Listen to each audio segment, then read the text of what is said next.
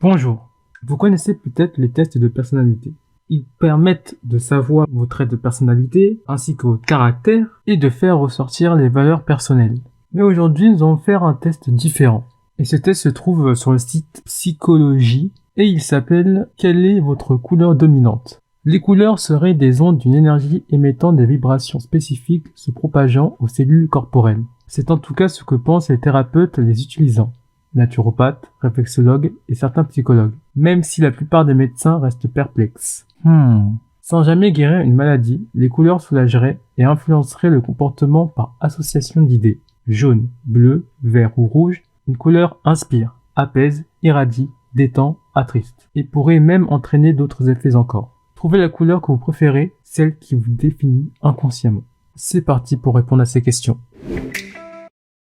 L'arc-en-ciel vous fait penser à l'échappe d'une déesse, un chemin de pierre scintillante, un phénomène atmosphérique ou un ruban de couleur. Moi ça fait penser à un ruban de couleur, dans la logique des choses. Pour vous, quel est le synonyme de la liberté? Un billet de banque, un parasol, un sceptre ou une alliance? Un parasol, non. Un sceptre, non. Une alliance, non. Mais c'est aucun liberté, hein. Allez, je vais reprendre parasol parce que m'adresse les parasols, hein. Sous les parasols. À quoi êtes-vous le plus sensible? À l'énergie, à l'intellect, à la volonté, au charme? L'énergie, quelle énergie? En vrai, je pense à l'intellect, parce que si une personne, par exemple, est trop bête, en tout cas plus bête que d'habitude, non, ça veut rien dire. Je sais pas, elle est pas si, voilà quoi, ouais, c'est sensible, mais en vrai, là, je vais répondre à l'intellect. Quelle planète préférez-vous? Jupiter, le Soleil, Mars ou Vénus? Aucune. Moi, je préfère la Terre, moi. Allez, je vais choisir Mars, c'est plus près de nous. Selon vous, le mot fantôme se rapporte à l'imagination, à la méditation, à la sexualité ou au rêve? Moi, c'est à l'imagination, hein. Ou au rêve, un peu pareil les deux. Je veux dire imagination.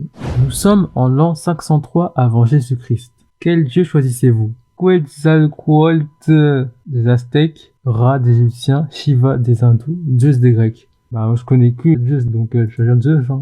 Vous avez un problème, qui appelez-vous? Einstein, Freud, Tapi ou Woody Allen? Je sais pas c'est qui Freud. Sigmund Freud, neurologue et psychiatriste autrichien, fondateur de la psychanalyse. Ah ouais, ça va prendre Freud, hein. Ou Einstein. Freud, Einstein, Freud, Einstein. Moi je choisis Freud, il va m'analyser. Vous n'êtes plus qu'un tableau abstrait. Lequel? Seul le titre compte. Est-ce que je suis un pays vert, un sans titre, un signe, une terre bleue? Moi, typiquement sans titre, hein. Quel mélange préférez-vous? Ail, menthe et poivron rouge, citron et graines de tournesol, eucalyptus, marjolaine et giroflée, lys, lilas et orangé. Je sais que là, ça a pas l'air bon, là, ici. Citron et graines de tournesol, je savais même pas que ça existait des graines de tournesol. Eucalyptus, marjolaine et giroflée. Marjolaine, c'est quoi marjolaine, là? Ah, c'est une plante. Ah, c'est peut-être ça, hein. Ou là, un des deux. J'ai tendance à prendre eucalyptus, marjolaine et giroflée. Là, si giroflée, c'est pas très, voilà, quoi. J'aime pas trop. À l'odorat. Mais est-ce que le mélange va faire que ce sera bon? Je pense ça, hein. Vous chantez en repeignant votre salle de bain, mais sur quel air? Baby Blues d'Eddie Mitchell, Ne me quitte pas de Jacques Brel, Rains and Tears de Demi Roussos, Super Nana de Michel Jonas. C'est qui a fait ces questions, là? Aucune de ces chansons. Pas ajouter une réponse là, ce qu'on était de faire gagner là. Je vais garder le meilleur de ce qu'on était. Je vais me faire une petite écoute de ces 4 sons et après je vais faire un choix. Ok, je viens d'écouter les 4 chansons. Et bien ce que je peux vous dire c'est que c'est des chansons d'une autre époque, hein. Je vais pas vous le cacher. Peut-être Rains and Tears, là il y a un petit truc, peut-être je pourrais l'écouter. Mais si on me proposait Rains and Tears et ce qu'on était, je vais pas vous le cacher que je vais prendre ce qu'on était, hein. Désespoir, vous préfériez vous noyer dans un fleuve de senteurs. Boisé, épicé, fleuri, fruité. Fruité c'est bien, hein. Ça doit sentir bon, hein. Parce qu'épicé là mon nez. Quel paysage vous exalte le plus? La lande écossaise sous la pluie, Las Vegas illuminé, une rizière à Bali, une tempête dans le golfe du Mexique. Déjà la dernière, un peu oublié. Je réfléchis, je me fais les images dans la tête. Moi j'aurais dit, moi j'aurais choisi la lande écossaise sous la pluie. C'est surtout la pluie. Quand il pleut, là tu regardes dehors et là, tu regardes la pluie. Ce bruit, le bruit des gouttes. Et là on se dit on se sent bien. Donc la viande écossaise sous la pluie. Si cela vous était possible, dans quoi investiriez-vous? Un dolmen en granit, un pense-bête en ardoise, une chaumière en meulière, une Vénus en Apollon en marbre. C'est quoi un dolmen déjà? Bah là je vois que c'est aussi une série TV. Je crois pas que ce soit le sens de la question.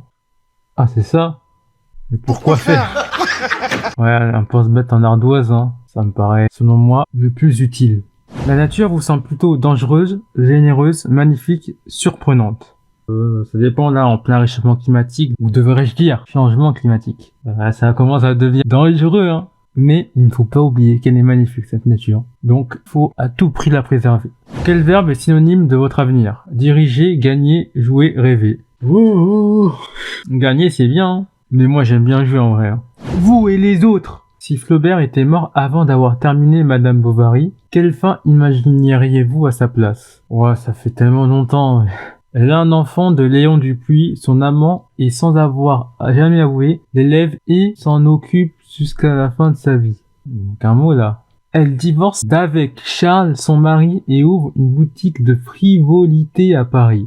C'est quoi des frivolités? Un truc comme ça. L'empoisonne l'heureux, son usurier, avec l'arsenic volé pour son propre suicide, et continue à vivre avec Charles sans être jamais soupçonnée. Ou elle hérite d'un oncle d'Australie, paie ses dettes et reste désormais fidèle à Charles.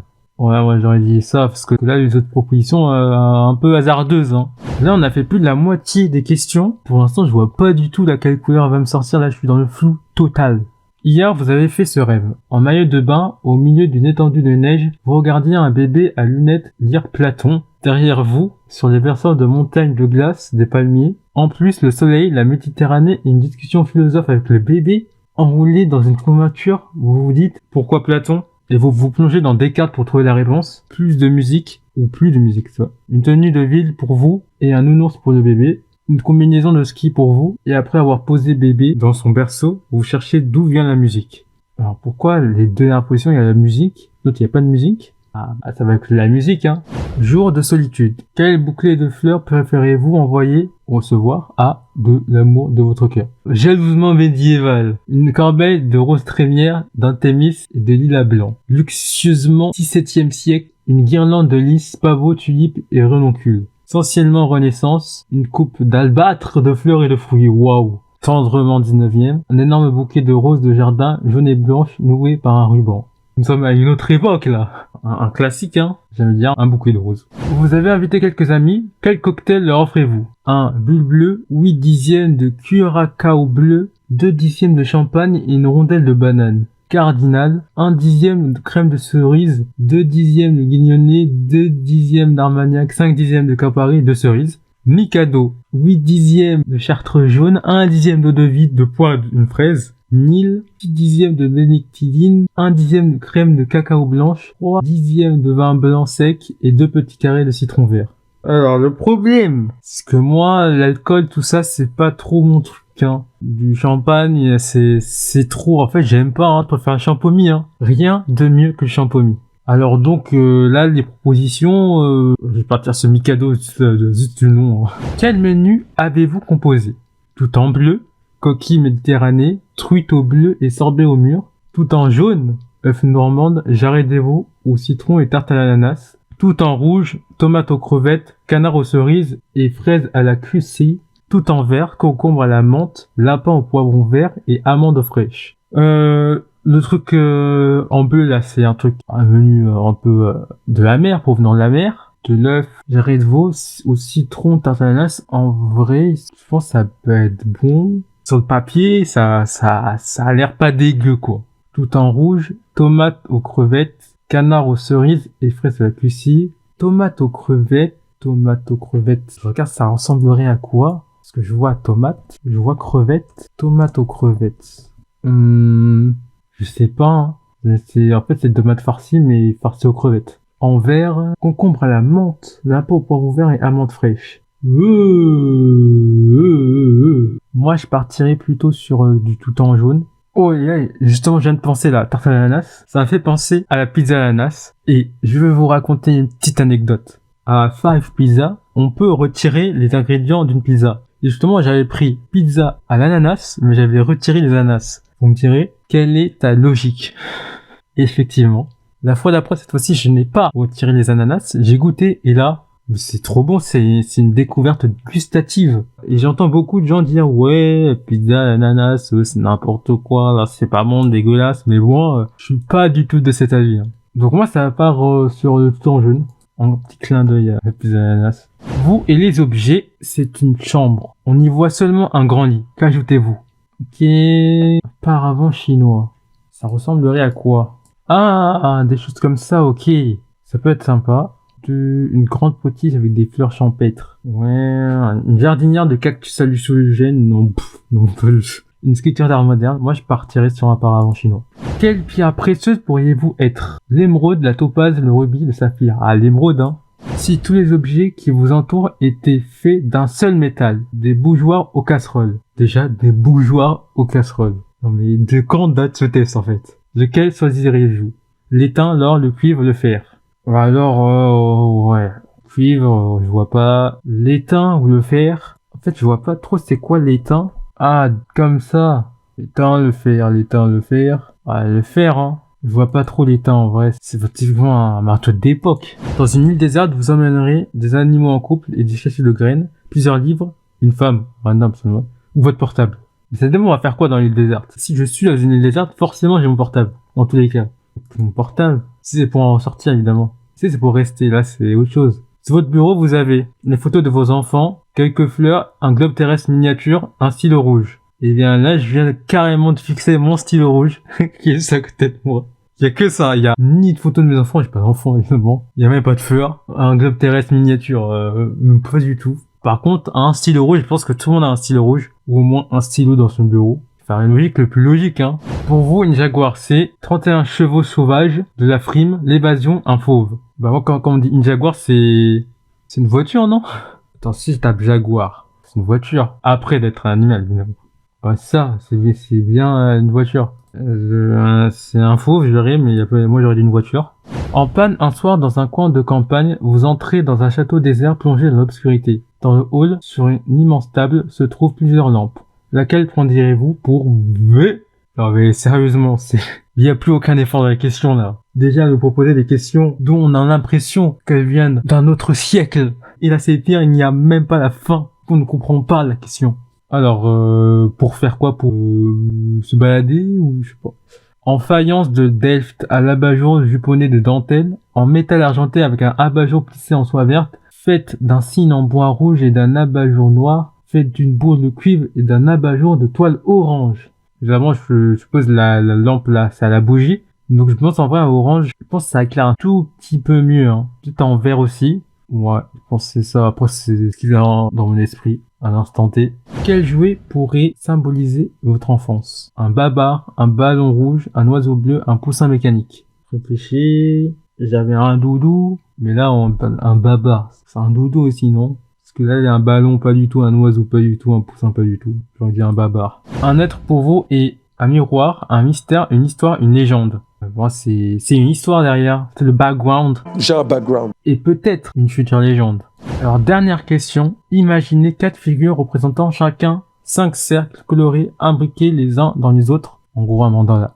La première couleur étant la périphérie du cercle, la dernière composant son centre. Oh là là. Bleu, violet, rouge, orange, jaune, jaune, orange, rouge, violet, bleu, rouge, orange, jaune, vert, bleu, jaune, orange, rouge. Je suis à 2 doigts, hein. 2 doigts de faire ces mandalas pour voir à quoi ça ressemble.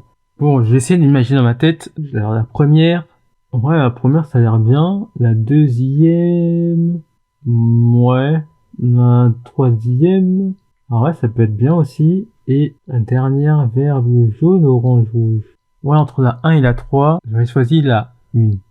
Ok, du coup, ma couleur dominante, c'est le vert. Vert comme Vénus, le vendredi. Et anecdote, attendez. À l'heure où je tourne cette vidéo, nous sommes un vendredi 13. Pour préciser, le vendredi 13 septembre 2024. Donc là, coïncidence de fou.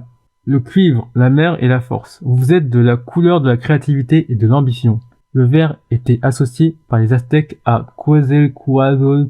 Peut-être là, je suis sûr, il y en a qui m'ont repris tout à l'heure là, quand j'ai prononcé ce mot. Je vais faire un petit coup de Google Traduction pour savoir comment on prononce ce mot là. Quetzalcoatl. Ah oui, mais c'est en anglais. En français, Quetzalcoatl. Ah, Quetzalcoatl. Le dieu oiseau de la fertilité est sous forme d'émeraude placée sur la langue par les prêtres égyptiens. Dire que là, peut-être ça, nous avons la bibliographie, je sais pas c'est quoi, mais peut-être ça vient de quelque part, ça vient de Couleur à vivre. Je sais pas si c'est le test qui vient de ce livre, ou alors c'est tout ce pavé qui vient de ce livre, je sais pas trop. Alors il y avait comme autre résultat possible le bleu, le jaune et le rouge. Donc voilà, il y avait pas par exemple le violet, il y avait pas. Et donc voilà, j'ai ma réponse. Ma couleur dominante et le vert sont ce test. Je sais pas quoi en faire de cette information, mais c'est bon à savoir, ok. Je le prends bien. C'est la fin de cette vidéo sur ce premier test de personnalité. J'espère en refaire d'autres en vidéo. Alors, qu'est-ce qu'on peut retenir de ce test? Déjà, j'ai l'impression que ce test date de 1960, je sais pas combien. Ça parle bouffe, ça parle musique, ça parle aussi un peu littérature. Ce sont des questions variées et qui, j'ai l'impression, n'avaient aucun sens, si ce n'est pour trouver quelle était ma couleur dominante. En tout cas, j'espère que cette vidéo vous a plu. C'était le premier test de personnalité sur les couleurs. Et on se dit à la prochaine.